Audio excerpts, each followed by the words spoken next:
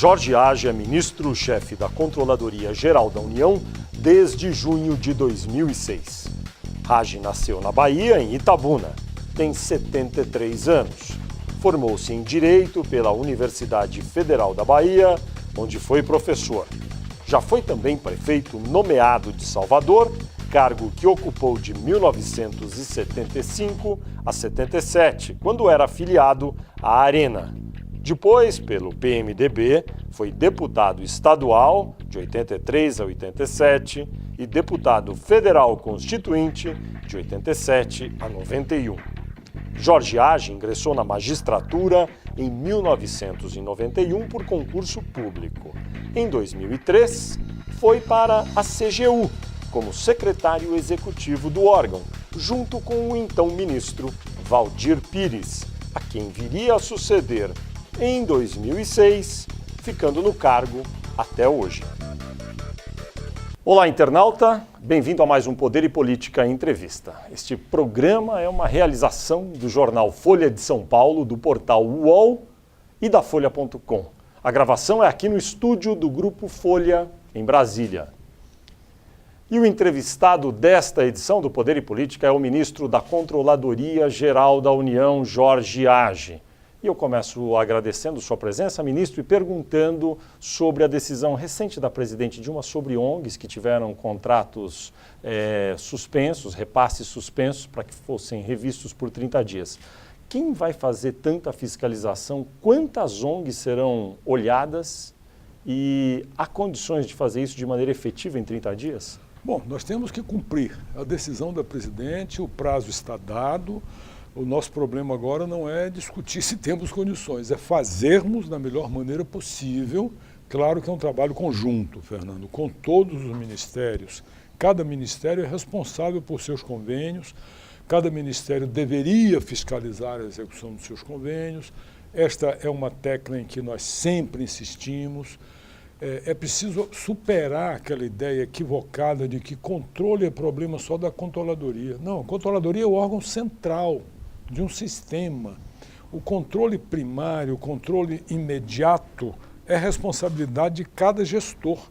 É evidente, se você é gestor de uma empresa, se você é o gestor do jornal, Folha de São Paulo ou da sucursal do jornal, você é o primeiro responsável pela boa aplicação do recurso. Do mesmo modo, o gestor público, ele é o responsável pelos recursos dos programas das políticas públicas da área dele. Sejam os que ele aplica diretamente, o órgão federal diretamente executa, seja o que ele transfere em recursos para prefeituras, para estados ou para ONGs. Ele é responsável por aquilo. A controladoria, como órgão central, ela deve periodicamente, por amostra, fazer auditorias para verificar como as coisas estão andando. Mas a responsabilidade é direta do gestor. Então agora, no momento em que se tem que fazer uma avaliação dos programas em andamento, dos convênios em andamento, o primeiro responsável por isso é o Ministério. A Controladoria, nós estamos colocando um elemento nosso, um auditor, à disposição de cada ministério para ajudá-los, para orientá-los. E quando for preciso uma verificação in loco, nos estados onde o programa se realiza, as nossas unidades regionais, que nós temos em todos os capitais, vão ajudar o Ministério na fiscalização in loco. Agora, uma coisa é importante para eu dizer, os convênios que vão ser avaliados nesses 30 dias são os convênios vigentes com recursos por liberar. Aqueles recursos, aqueles convênios que já estão com todos os recursos transferidos para execução, eles vão ser avaliados na sua prestação de contas, evidentemente, como sempre foram, mas não necessariamente nesses 30 dias. Porque a questão dos 30 dias é para sustar qualquer novo repasse para ONGs em que não se deva mais continuar com o programa. Se vai caber aos ministérios fazer essa avaliação, se a pessoa que é da CGU, já existe, está lá, é de confiança dos atuais ministros, o que garante que essa avaliação vai ser eficaz? O que garante é que nós da CGU vamos estar acompanhando com outro elemento nosso, independentemente desse assessor que já existe e que é da confiança de cada ministério, haverá um elemento da coordenação respectiva da CGU. Existe em cada ministério um assessor especial de controle interno do ministério, cujo nome é aprovado pela CGU, mas escolhido pelo ministro. Tá? Isso é uma coisa. Outra coisa, na CGU, nós temos as nossas diretorias de auditoria, da área econômica, da área social, da área de produção, assim por diante. E sob essas diretorias, nós temos coordenações. Há uma coordenação correspondente a cada ministério. Há uma coordenação que corresponde ao Ministério do Esporte, outra da Saúde, outra da Educação, assim por diante. Uma pessoa dessa coordenação, que é nossa, da nossa confiança, nomeada por mim, acompanhará esse trabalho em cada ministério, além dos nossos profissionais na ponta, nas unidades regionais, que acompanham a fiscalização in loco, para verificar se a ONG existe, se a sede é aquela ou é um escritório de fachada. Tudo isso que nós fazemos sempre por amostragem, agora será feita de forma universal para os convênios que estão em curso com parcelas pendentes de desembolso. 5 colegas seus na esplanada dos ministérios saíram sob suspeita de algum ato irregular, ou corrupção até. Existe uma percepção por parte de algumas pessoas de que há mais corrupção no Brasil hoje do que havia antigamente. O senhor concorda? Percepção inteiramente equivocada. O que cresceu no Brasil foi a investigação da corrupção e a revelação dela. Nós trouxemos à tona tudo aquilo que estava debaixo do tapete durante décadas. Você sabe, como eu sei, qualquer pessoa minimamente informada sabe, que nós temos corrupção no Brasil desde Pedro Álvares Cabral. Aliás, costumamos dizer, nos ambientes de controle, que o primeiro desvio foi o desvio de Cabral, né? Que não foi para onde ia, desviou e chegou aqui. Então, não há nenhuma dúvida de que havia corrupção desde os tempos do Império da República, nas épocas de fechamento político mais ainda, na época da ditadura ainda mais. É com a Constituição de 88, com o fortalecimento do Ministério Público, com a previsão dos sistemas de controle externo a cargo dos tribunais de contas e de controle interno dentro de cada um dos poderes, é com a escolha do Procurador-Geral, confirmando a escolha dos membros da categoria, dos membros do Ministério Público, e é com o fortalecimento de instituições como a Controladoria Geral da União e o COAF, que começa a haver efetivamente, de forma sistemática, o enfrentamento do problema da corrupção no Brasil. E a partir daí as investigações são divulgadas pela imprensa. A partir daí a imprensa busca informações na CGU, a CGU dá. O Ministério Público pede informações, nós damos todas, temos convênio de parceria com eles, e aí a corrupção começa a aparecer, a ser investigada e a ser objeto de denúncia no sentido formal de processo criminal no judiciário e de processo de improbidade no judiciário. Agora, a impunidade continua. Por quê? Porque o processo judicial brasileiro é o pior do mundo em termos das possibilidades de recurso, de protelação, de eternização que oferece para o réu, sobretudo para o réu de colarinho branco, que pode pagar os melhores escritórios de advocacia do país. E aí nós temos uma certa contradição. A corrupção é investigada, revelada, descoberta, denunciada, mas pela via judicial, que seria a punição mais importante, que é a cadeia, ela não acontece. Acontece apenas a punição administrativa, cuja pena máxima é a demissão. Nós já demitimos mais de 3.400 pessoas no Poder Executivo Federal. Nós já instauramos milhares de tomadas de contas especiais. O senhor está me dizendo que... Mas não há cadeia. Nós temos um problema estrutural do sistema, do modelo jurídico brasileiro que permite esse tipo de manobra. Mas o governo atual do Partido dos Trabalhadores está quase com 9 anos no Palácio do Planalto. Não houve tempo suficiente para promover, então, se fosse necessário, uma reforma dessas? Olha, o governo, nesses 9 anos, promoveu bastante reforma e fortalecimento do instrumental de combate à corrupção naquilo que depende do próprio Poder Executivo. Na parte legislativa, tivemos a aprovação agora recente daquela lei pela qual você tanto batalhou há tanto tempo, que é a Lei do Acesso à Informação. Normas novas, muito mais eficazes para o controle, como os decretos assinados pelo presidente Lula e agora pela presidente Dilma, relativos a convênios com ONGs e prefeituras. Agora, no que se refere ao judiciário, acontece que a barragem do lobby que nós temos no Congresso contra a agilização do processo judicial é tremenda. Você sabe disso. Mas, ministro, o presidente Lula talvez tenha sido o presidente mais bem avaliado da história recente do país. Tinha uma das maiores coalizões partidárias que se tem notícia pós-ditadura militar. A presidente Dilma repete agora em seu início de governo também esse cenário, muito bem avaliada, com forte coalizão no Congresso. Por que ela não promove isso? O que não quer dizer que consiga fazer passar no Congresso tudo o que deseje. Não há essa relação direta. Mas se ela e ele não conseguirem, então não temos mais esperança? Temos esperança, sim. Vocês da imprensa mobilizando a população, a sociedade. Quando vocês da imprensa ajudaram a mobilizar a sociedade, se conseguiu algo que ninguém imaginava, a lei da ficha limpa. Agora conseguiu a lei de acesso à informação.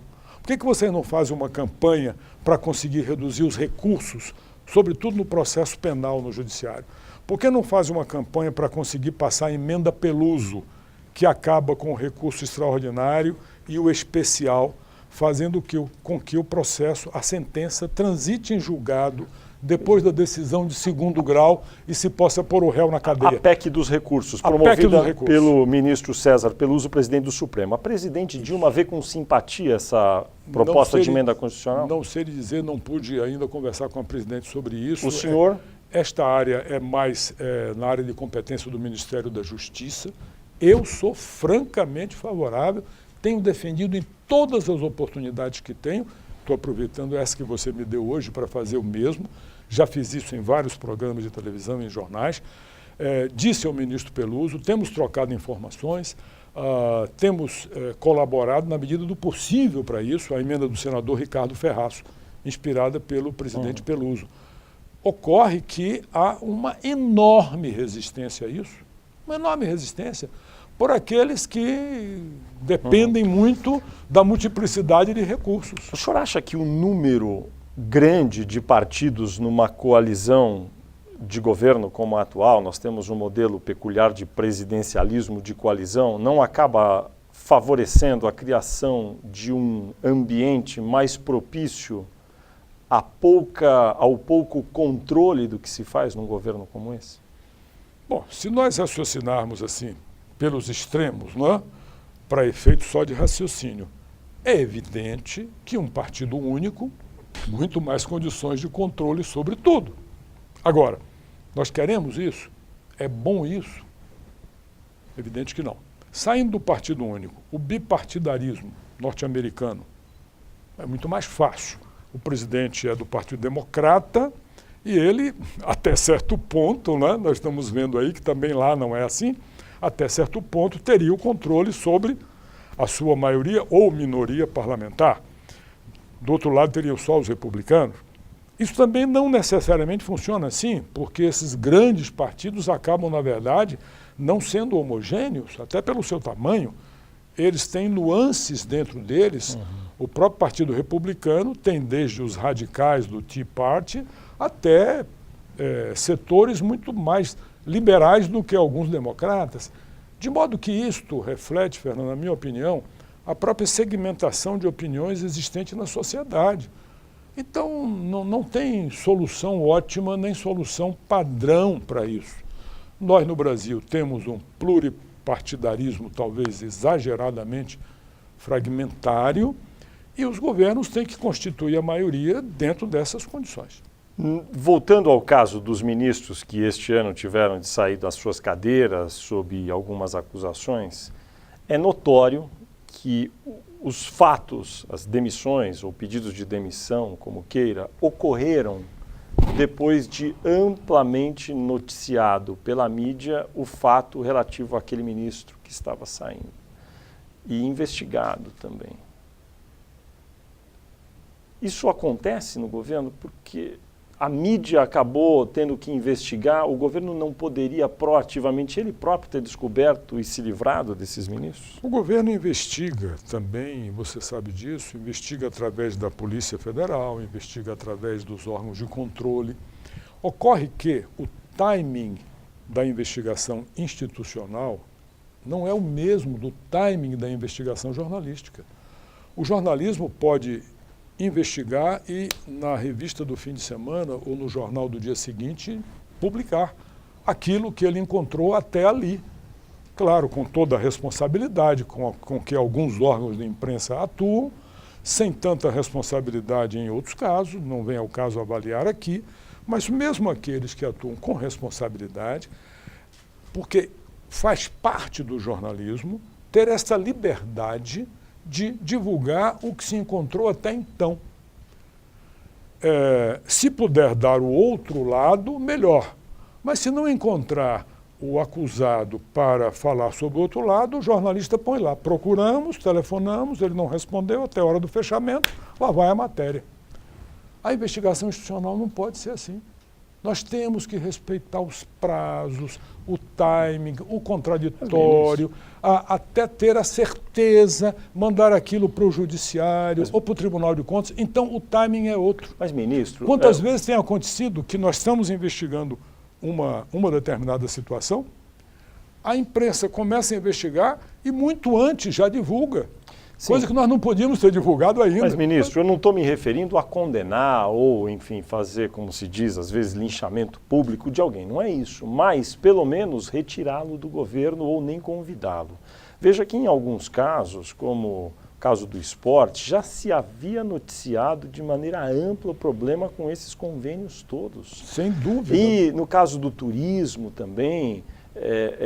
já se conhecia isso. Por que o governo não toma uma providência e desconvida esses ministros? Tudo isso já era amplamente conhecido por parte dos órgãos de controle. As irregularidades nos convênios do esporte, do turismo, não são novidade nenhuma. Por que o Palácio do Planalto insistia em manter os ministros sabendo de tudo? Acontece que o problema não era só o ministro. Esses mesmos problemas vinham de sempre. Então nós teríamos que negar todos os ministros que estiveram desde o início da criação desses ministérios, porque durante todo esse período houve esses mesmos tipos de irregularidade. Mas aí está a história, o ministro cai, não é por isso, não é pelas irregularidades na execução do convênio simplesmente, é porque ficou insustentável politicamente a sua manutenção e ele perde a confiança do presidente da República ou da presidente da República, por todos os fatos em conjunto divulgados na imprensa, inclusive aqueles não provados, que não são estes de irregularidade na execução do convênio. Esses estão sobejamente provados e admitidos, no caso do Ministério do Esporte, pelo próprio ministro. O ministro Orlando, em determinados momentos, ele argumentou, inclusive, que o tal denunciante que o acusava estava fazendo aquilo porque o Ministério havia detectado irregularidades apontadas pela CGU, que fizeram o Ministério instaurar tomada de contas especial contra ele. Então, em retaliação, ele teria acusado o ministro de receber propina, comissão, etc. O próprio ministro admitiu, portanto, que aquelas irregularidades eram absolutamente provadas. Não há dúvida quanto à existência de irregularidades. O que se discute é se houve ou não houve aquele pagamento na garagem, aquela coisa e tal. Mas irregularidade não há dúvida nenhuma. Nós sempre soubemos disso. O que o governo vem procurando fazer é criar meios de evitar, prevenir. Esses decretos agora visam impedir a repetição das irregularidades. Agora, você não pode sair demitindo todos os ministros porque o sistema de convênios tinha aqueles furos. Você tem que corrigir os furos. Mas aí eu volto de novo à pergunta anterior. 9 anos de governo, já não era tempo para ter corrigido? Olha, eu lhe digo que muito foi feito para corrigir nesses 9 anos. Lá atrás nós temos o decreto 6.170 do presidente Lula, aí por volta de 2007, criando toda uma nova sistemática para a transferência de dinheiro para prefeituras e para ONGs. A criação do SICONV, que é o Sistema de Gestão de Convênios, aberto na internet, uma boa parte dele aberto ao público, outra parte aberta aos órgãos de controle, foi concebido exatamente para resolver esses problemas, inclusive fazendo com que, desde a proposta de convênio vinda da ONG ou da prefeitura, até a aprovação da prestação de contas fosse feita online. Ocorre que, por inúmeras dificuldades materiais de recursos, o Ministério do Planejamento depende, como todos nós, do SERPRO. O SERPRO não tem condições de atender às demandas de todos os ministérios da esplanada, esta que é a verdade. Tudo atrasa, tudo atrasa. Muitos dos módulos do SICONV até hoje não estão implantados. Muitas dessas situações que aconteceram agora não teriam acontecido se o sistema de controle de convênios estivesse totalmente implantado. Então, há essas dificuldades práticas. Está faltando dinheiro para implantar? Bom, em alguns casos falta dinheiro. No caso do SERPRO, eu não sei se é dinheiro ou se é uma mudança que abra a possibilidade dos órgãos públicos usarem outras empresas que não o SERPRO, que não está dando conta de atender às nossas demandas. Nós da CGU, por exemplo, já desistimos de depender do SERPRO para uma série de coisas. Estamos tentando desenvolver os nossos sistemas dentro da própria CGU. Mas quem no governo, então, é responsável para fazer com que ande, com que se implante esse sistema de verificação de convênios de maneira mais rápida, então? Não, agora, no momento, o Ministério do Planejamento está cobrando do SERPRO a solução dos problemas dos módulos que ainda faltam. Está cobrando com atraso? Não, vem cobrando já há tempo. Se o SERPRO vai conseguir atender ou não, eu não tenho condição de te dizer quando. Mas o SERPRO é do governo, não é, ministro? Hã? O SERPRO não é do governo? É do governo. É uma empresa do governo. E não cumpre? Não tem dado conta. Lei de acesso a informações públicas, aprovada pelo Senado, foi a sanção presidencial. Deve ser sancionado esse texto sem vetos? O senhor já sabe? Não, não sei. Não sei, são vários ministérios que são consultados a respeito. Da parte do seu ministério, há algum óbice? Olha, da parte da CGU, a lei é perfeitamente aceitável. As medidas, as alterações feitas na Câmara, em grande parte, aprimoraram o projeto, inclusive acabando com o sigilo eterno, como você sabe. Nós estamos inteiramente de acordo com tudo isso. Só tem um pontozinho ou outro na lei que nos preocupa. Por exemplo, a transformação daquela comissão de reavaliação em uma comissão mista com integrantes de diferentes poderes. Nós temos dúvidas sobre a operacionalidade daquilo, até a constitucionalidade tem sido discutida. Então, um dispositivo como esse suscita alguma preocupação. Agora, não sei qual será a decisão final da presidente, se sancionará mesmo assim ou se fará algum veto por alguma razão assim pontual, em questões assim dessa ordem.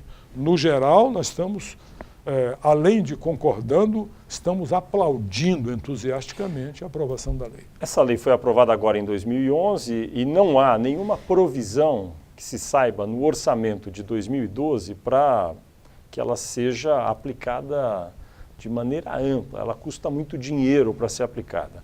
Nós estávamos falando aqui antes nas perguntas e respostas suas anteriores sobre a falta, às vezes, de orçamento em algumas áreas. Onde vai sair o dinheiro para se aplicar essa lei? Bom, se for necessário, pode-se abrir um crédito adicional, um crédito suplementar. Você tem ideia de quanto vai ser necessário para que ela seja aplicada? Olha, não temos uma estimativa do custo aqui no Brasil para esta lei, mas nós temos nos estudos que fizemos de direito comparado, até para poder elaborar a lei, nós estudamos também o que tem sido o custo em outros países. Alguns países incluem nesse custo determinados itens que outros não incluem, então é até difícil comparar. Por exemplo, países como Chile e Austrália, nós temos informações do custo de implementação, o custo anual para pôr em prática a lei, da ordem de 10 milhões de dólares. 10 milhões de dólares, 20 milhões de reais, é algo perfeitamente palatável, nada demais. O Brasil é pequeno, né? Agora, Você pega, por exemplo, uma outra conta, uma conta do setor de proteção e segurança a informações dos Estados Unidos, e o número é assustador. O custo anual do sistema de classificação e segurança física de documentos gira em torno de 9 bilhões de dólares, segundo o Escritório de Supervisão de Informações de Segurança dos Estados Unidos. É algo assustador. Agora, nós não sabemos o que está incluído aqui. E temos uma outra informação, também dos Estados Unidos, oriunda de outro órgão, que é o Departamento de Justiça, corresponde ao nosso Ministério da Justiça, de que os órgãos federais gastam anualmente 380 milhões de dólares. Já é um número bem mais palatável, parece algo próximo do real. 380 milhões de dólares para processar e responder por ano a solicitações de informação, que lá giram em torno de 4 milhões de solicitações por ano. Tá? Este é um número, parece mais real. Tenho também o número de um estudo da London University, de que o custo anual de administração do sistema de informação do Reino Unido é de 35 milhões de libras. 100 milhões de reais. São números mais próximos do que parece. Agora, são a números, realidade. exceto o primeiro, de 10 milhões que o senhor falou, todos os outros são números que não são impossíveis, mas são valores consideráveis. O senhor já conversou com o Guido Mantega no planejamento sobre isso?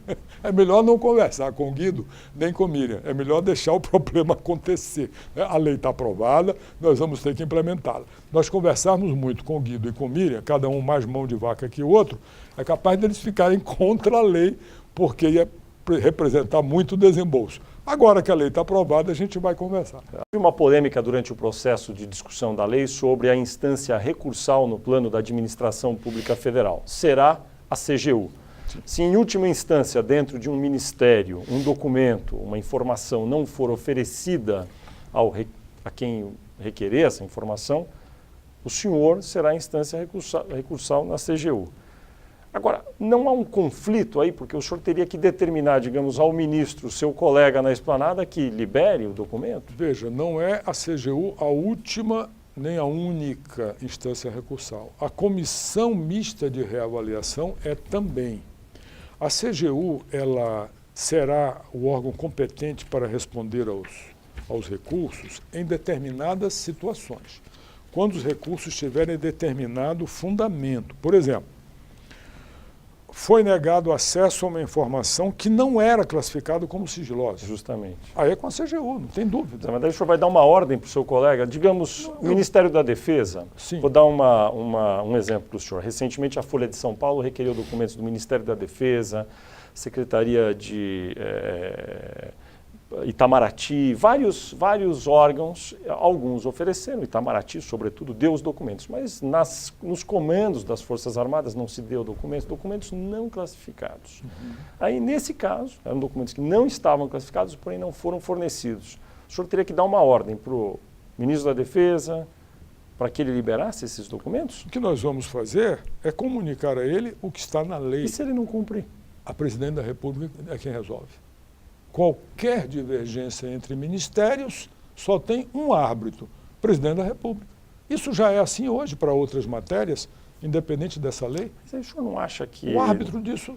O Brasil, não sei se terá 4 milhões de pedidos de informações públicas como os Estados Unidos têm por ano, mas é muito pedido, deve haver muito pedido, sobretudo no começo. Não sobrecarrega a Presidência da República? Não seria melhor ter algum órgão com competência outorgada pela Presidência da República para realmente obrigar? A comissão mista, em diferentes hipóteses, é ela que dá a última resposta. Até porque, quando se tratar do mérito, por exemplo, da classificação, um pedido que implique na desclassificação, por exemplo, é evidente que não é a CGU que pode ser o juiz disso. Não é? Um assunto que envolva questões de relações internacionais, um assunto que envolva questões de defesa nacional, ou de se envolve ou não segredo de pesquisa industrial, é cada ministério, Itamaraty, Defesa, Ciência e Tecnologia, Indústria e Comércio, que tem que resolver. Não é a CGU que vai ser o juiz disso. Então, nestes casos, tem que haver uma decisão do Ministério sobre o mérito. Quando houver uma ofensa ao procedimento da lei, é com a CGU. Negou o que não está classificado, negou sem fundamentar, negou, não informou aonde a pessoa deveria recorrer, tudo isso é com a CGU. Envolver o mérito é o Ministério ou é a comissão mista, que é realmente a última instância. Essa comissão mista, que inicialmente nós pensamos fazer de ministros, agora, como veio da lei, tem representantes de outros poderes, vai ter que se resolver como resolver isso, como ficará isso. Essa comissão é realmente a última instância. Ministro, o senhor sabe que um dos grandes problemas é a cultura de pouca transparência que existe em governos, vários governos, em todas as instâncias, e também isso permeia o funcionalismo público, que, enfim, é parte do governo. Claro. Essa é a grande dificuldade, ou grande desafio. Como é que o governo vai acabar com essa cultura ou mitigá-la? Um dos grandes desafios, né? Você já falou em vários aqui. Você já falou nos custos, que nós sabemos que é um dos desafios. Agora nós estamos falando dos obstáculos culturais. Por isso mesmo, nós estamos nos preparando para isso já há algum tempo. Temos um convênio com a Unesco, cooperação técnica da Unesco. Através desse convênio, promovemos uma pesquisa de valores culturais do funcionalismo público federal, exatamente quanto ao acesso à informação. O que nós, não está concluído ainda o relatório, mas o que Quando nós ficar pronto? Esperamos, fica brevemente. Fechamento de relatório. Podemos antecipar, é inevitável, né, que uma boa parte do funcionalismo tem uma visão absolutamente inadequada quanto ao direito de acesso à informação. Há muito receio de abrir a informação, receio de mau uso, receio de uso para fins político-partidários, receios de distorção da informação. Então, nós vamos ter realmente um grande trabalho de conscientização. Estamos nos preparando para isso. Estamos produzindo cartilhas, estamos montando cursos, treinamento de conscientização, tanto presenciais como cursos à distância, para todo o funcionalismo. Vamos fazer um trabalho intensivo usando o sistema de ouvidorias da Administração Federal. Temos mais de 140 ouvidorias e a ouvidoria geral da União na CGU está sendo construída exatamente para isso. Os cursos... Está tendo orçamento para tudo isso? Não, nós não temos orçamento para nada disso, nosso orçamento é ínfimo, nosso orçamento, fora a parte de pessoal, é de apenas 60 e poucos milhões por ano. Isso vai ter que ser ampliado sem a menor dúvida. E também as despesas não sairão todas do orçamento da CGU, mas do orçamento dos vários ministérios.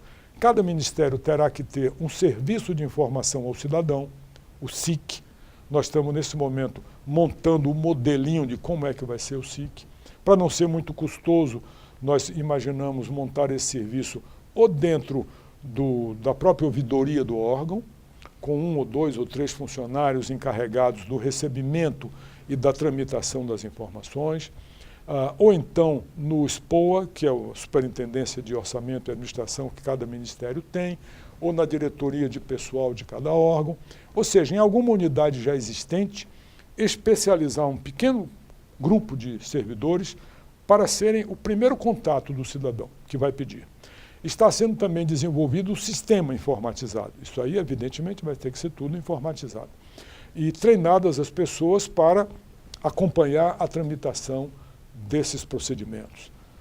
Então, capacitação, mudança de cultura, conscientização, cartilhas, montagem de sistema, tudo isso está em andamento. Há uma dúvida, que nem é muita dúvida, porque parece que isso é possível mesmo, que nos 2 anos de prazo, depois de sancionada a Lei de Acesso a Informações, documentos poderão ser reavaliados, documentos que são classificados, e daí receber um grau de classificação.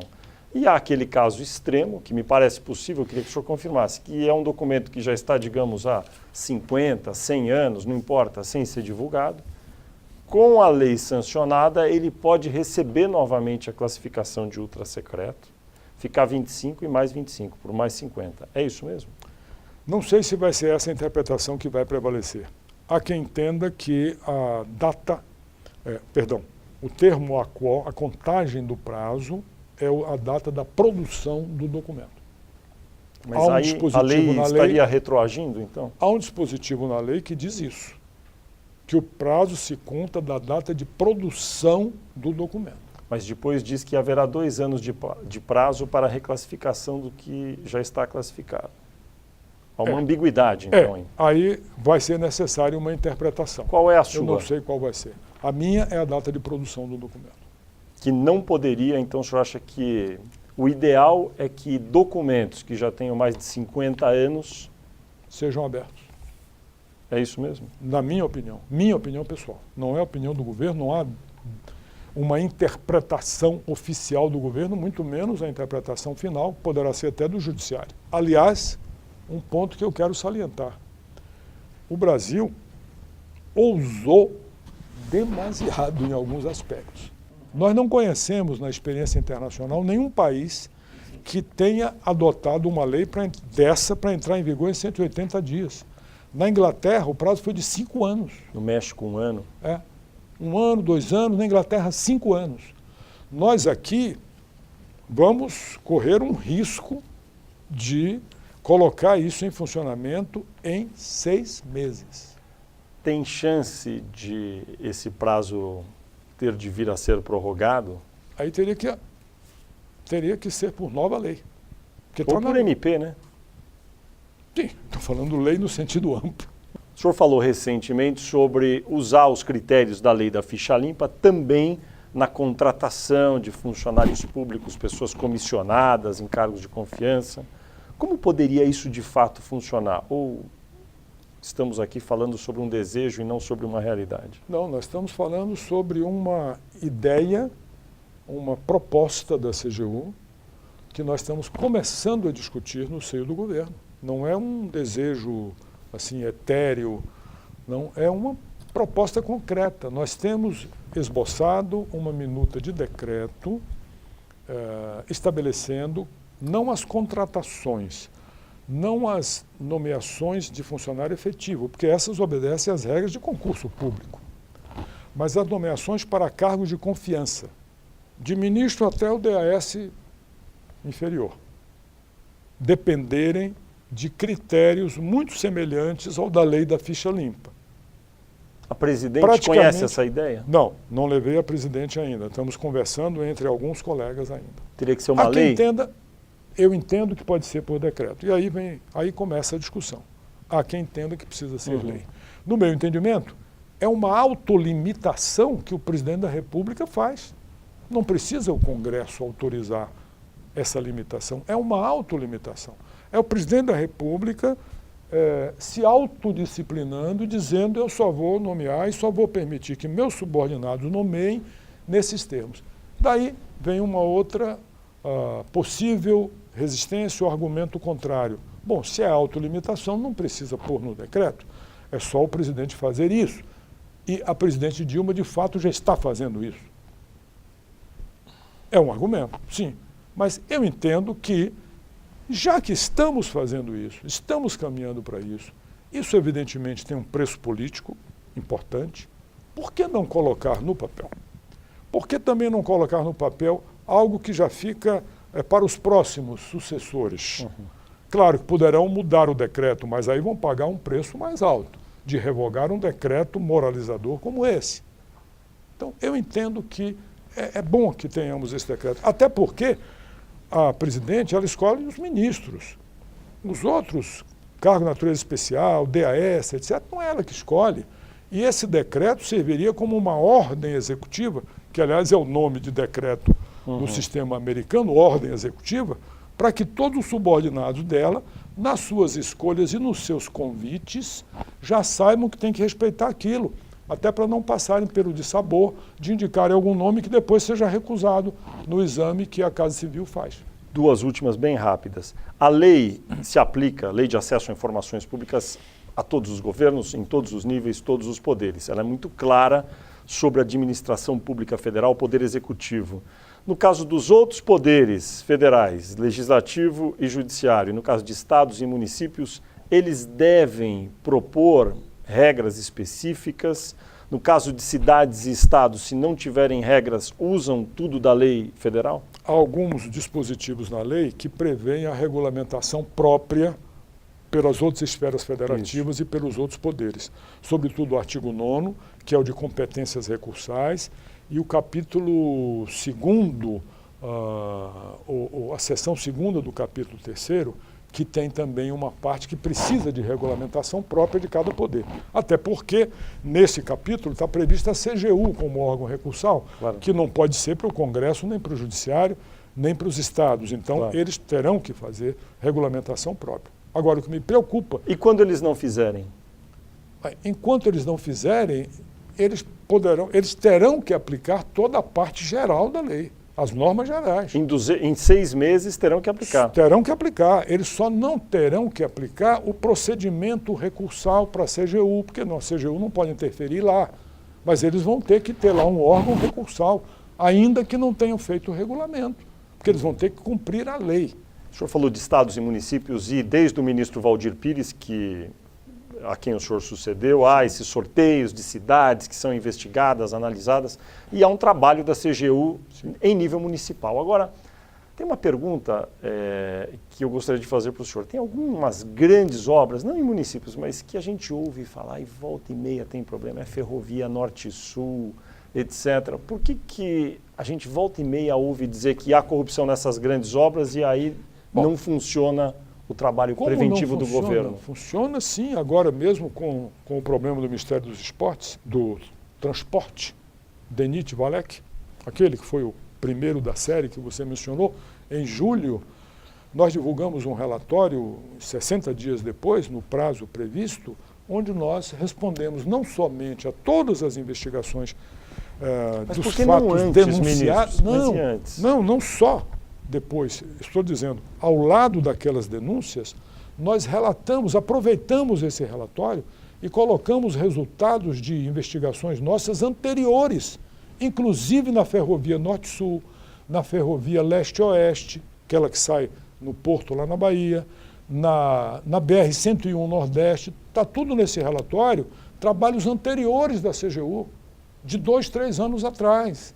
É que eles não tinham a divulgação que se obteve com as denúncias dos outros casos. Em todos esses casos, a CGU ficou de fazer relatório. Já tem o dos transportes, dos outros ministros, vai sair quando? O da Agricultura e da Conab está pronto. Eu estou aguardando o retorno do ministro Mendes Ribeiro, com quem eu tinha combinado fazer uma apresentação conjunta com ele, em atenção ao problema de saúde dele. Eu retardei um pouco a divulgação desse relatório.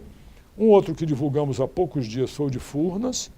Teve pouca divulgação na imprensa, não sei porquê, a Folha deu alguma coisa, e Agricultura e Conab estão prontos, o outro que vai ficar faltando é o turismo.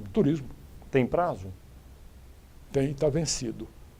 Por quê? Porque ocorreram outras situações, como essa dos esportes e das ONGs em geral, e o nosso quadro de pessoal está escasso. Nós estamos há 4 anos sem concurso e eu tenho que remanejar pessoal de um lado para outro a cada momento. O senhor acredita que esses ministérios encrencados todos até o final do ano terão os relatórios? Bom, aí não vai ser relatório nesse mesmo estilo. Quanto a esses outros, o que vamos fazer é cumprir o decreto da presidente. Reexaminar os convênios em andamento em 30 dias com mais 60 para eles corrigirem as irregularidades ou então cancelá-los de uma vez. Ministro Jorge Hagi, muito obrigado por sua entrevista à Folha UOL. Eu agradeço a você a oportunidade de conversar com a sociedade brasileira por seu intermédio. Muito obrigado.